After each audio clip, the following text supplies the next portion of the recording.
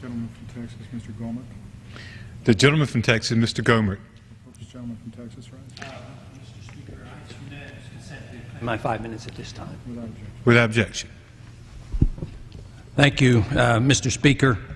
Mr. Speaker, the big guns have lined up against H.R. 1207, the bill to audit the Federal Reserve. What is it that they are so concerned about? What information are they hiding from the American people? The screed is transparency is okay, except for those things they don't want to be transparent. Federal Reserve Chairman Ben Bernanke argues that H.R. 1207, the legislation to audit the Federal Reserve, would politicize monetary policy. He claims that monetary policy must remain independent, that is, secret. He ignores history because chairmen of the Federal Reserve in the past, especially when up for reappointment, do their best to accommodate the president with politically driven low interest rates and a bubble economy. Former Federal Reserve Board Chairman Arthur Burns, when asked about all the inflation he brought about in 1971 before Nixon's re-election, said that the Fed has to do what the president wants it to do, or it would lose its independence.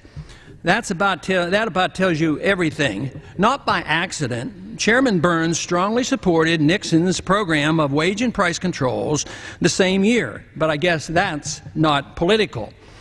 Is not making secret deals with the likes of Goldman Sachs, international financial institutions, foreign governments, and foreign central banks politicizing monetary policy?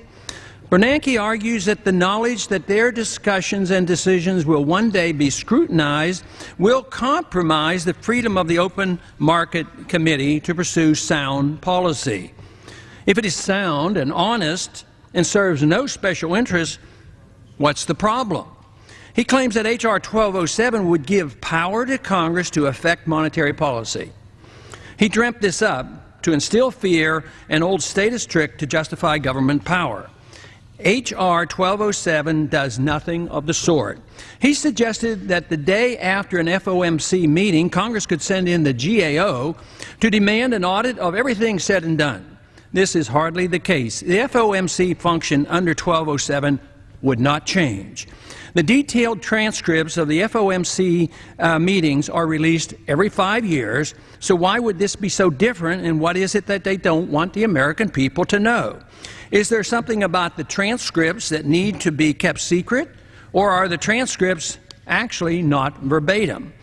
Fed sycophants argue that an audit would destroy the financial market's faith in the Fed. They say this in the midst of the greatest financial crisis in history brought on by none other than the Federal Reserve. In fact, Chairman Bernanke stated on November 14, 2007 that, quote, a considerable amount of evidence indicates that central bank transparency increases the effectiveness of monetary policy and enhances economic and financial performance, close quote. They also argue that an audit would hurt the value of the U.S. dollar.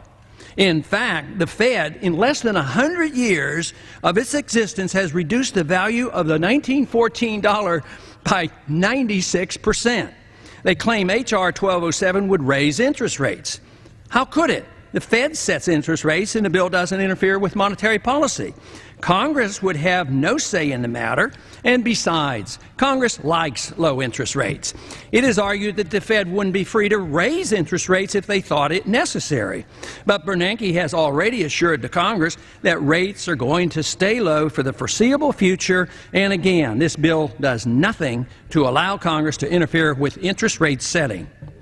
Fed supporters claim that they want to protect the public's interests with their secrecy. But the banks and Wall Street are the opponents of 1207, and the people are for it. Just who best represents the public's interests? The real question is, why are Wall Street and the Fed so hysterically opposed to 1207? Just what information are they so anxious to keep secret?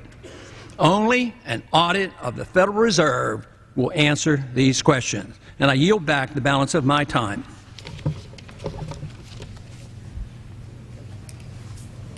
Gentleman from Illinois, Mr. Davis.